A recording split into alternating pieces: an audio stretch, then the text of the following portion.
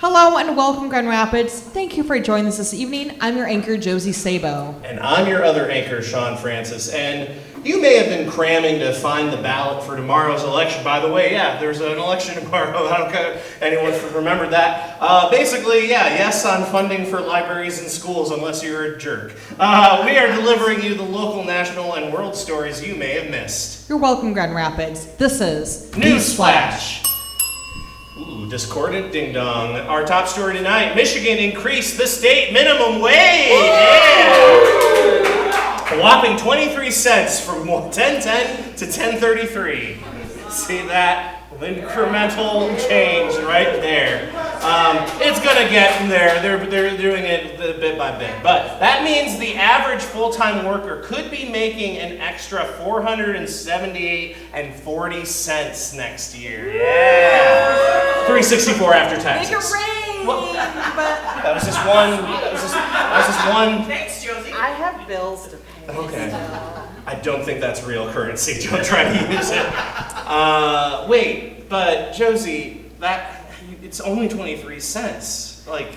I mean, sometimes you gotta live a little just to feel alive, you know? 23 is such a lucky number because you've got Jordan, you've got LeBron, you've got Marshawn Lynch, you've got Jim Carrey. I mean, what are you gonna do with your extra 23 cents?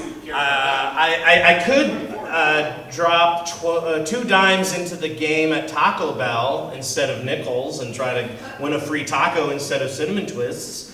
What about you? I'm gonna buy 22 more rides on Sandy at Meyer.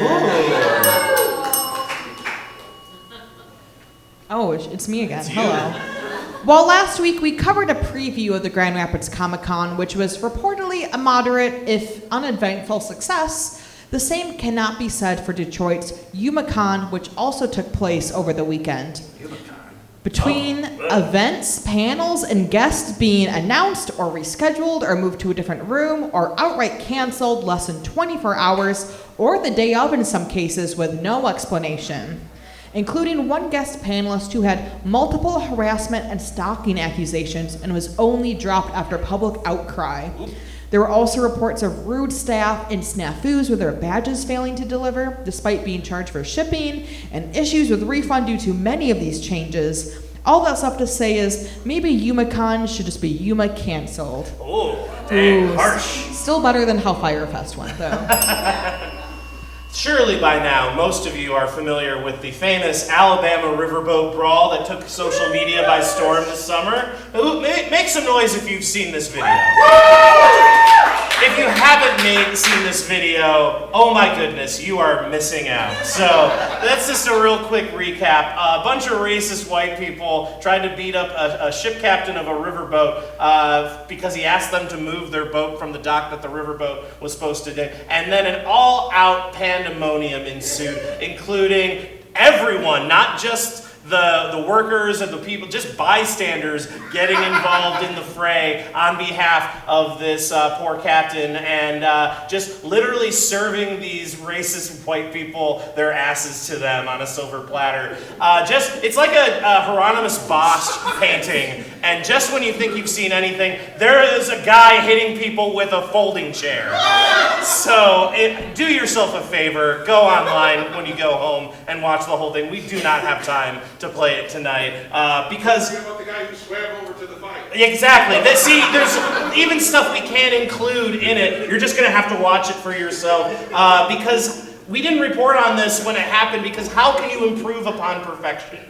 Right? This is just such a beautiful piece of cinema. But now we can finally report that justice is partially served because the family responsible for this altercation has finally received their first round of sentencing, which is underwhelming to say the least. One woman, the woman on the far right here with the puffy eyes, she's been sentenced to just an anger management course, but this is her instructor. And one of the men, the man who's been sentenced is serving 32 non-consecutive days in jail over the course of 4 months of weekend shifts, plus some community service hours. Sounds about white, right? Four of the defendants haven't even gone to trial yet, so at the very least, though, their vehicle has been repossessed.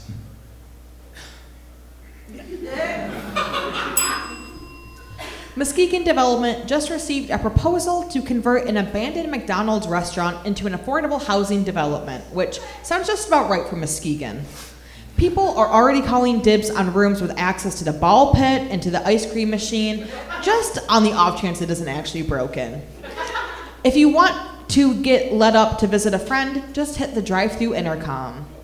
Unfortunately, like other apartment buildings, there is a noise ordinance, and after 11, they can only serve breakfast. They also won't have central air, but instead people will just have to either open the door to the freezer or turn on the fryer to adjust the temps. It's tough when you don't have central air. In college sports news, a recent scandal involving U of M accused of recording hand signals from the other teams in order to anticipate play calls has led to some shade being thrown in the most recent game against Purdue, with the Purdue mascot holding up a fake cardboard camera to mock the controversy. Now, if you're like me and you don't care about sports, this just raises a far more interesting question. What if the Purdue mascot was just trying to steal other mascot plays? Like when they're gonna bring out the t-shirt cannon, or maybe awkwardly dance with a fan. You know, I just feel like Michigan's already at a disadvantage because Wolverines don't have opposable thumbs. But if you want to find out how they deal with paparazzi, I mean, right there is a little preview of what could happen. Also, what even is this mascot for Purdue? Like, it's terrifying. That is like the face you see before you die. Come on, Purdue. Purdue better. Worst of all, this could lead to even more salacious leak pics of the mascots. Whoa, scandalous. Those are nude photos of mascots. Last month, a man found himself high and dry after attempting to climb the Eiffel Tower, which led to a lockdown of the lifts while the police arrested him. The man was reportedly carrying a sign that said, "Free Billie Eilish," who, as of this writing, is and always has been free. After his arrest, the man clarified that he wasn't actually trying to get rid of some, He was actually trying to get rid of some Billie Eilish concert tickets, but the other part of his sign had torn off, leading to the confusion. While all of this was happening, the other visitors were temporarily stranded at the summit, including a man who decided to seize the opportunity to propose to his girlfriend. He had already been planning to do so in a secluded Paris garden with a romantic dinner on the River Seine afterwards, but he decided to jump the gun because nothing puts romance in the air like a forced lockdown. Surely this kind of dramatic gesture is something morose Gen Z pop star Eilish would appreciate. When asked for comment, however, Billie just said, "I am definitely free and single, and marriage is the real prison." The Kent County Animal Shelter has a rooster named Gregory Peck. No joke. Available for adoption for only $10. So, I mean, if you're single and disappointed in, your dick selection, maybe try a cock. Also, $10 for chicken. That's pretty steep. I can get 3 of those at Costco for the same price. A West Michigan teen has created a buddy system to help foreign exchange students feel more connected to their new school while visiting. Skills include teaching them how to save their pop cans, and that is pop, not soda.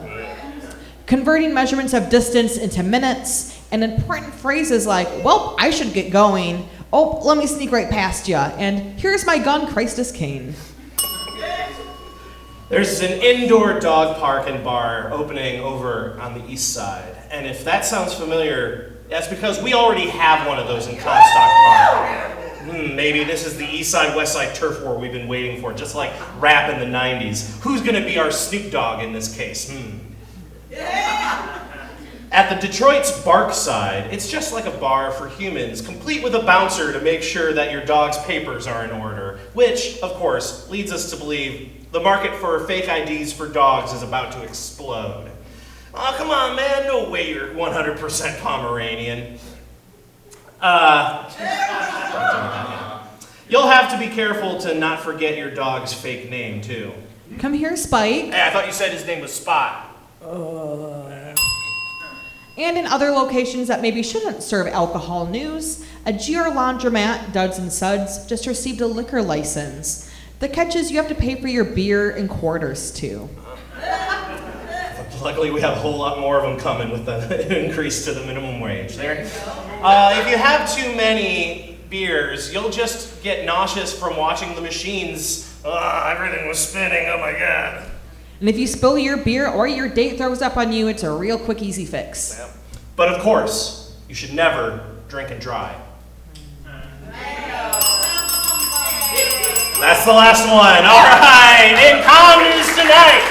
We'd also like to thank our writers for NewsFlash this week, and if you want to see your name up here, you can submit your jokes to the email comedyoutletmondays@gmail.com with the subject NewsFlash Tips. That's right. You can watch us and follow us on Facebook, YouTube, Instagram, rewatch videos of old shows, get lineups for future shows, find our submission form to get your act on our stage, and learn about other ways you can get involved. And if you can't wait around for that, just hop up on stage at the end of our show during our free open improv jam. Yeah!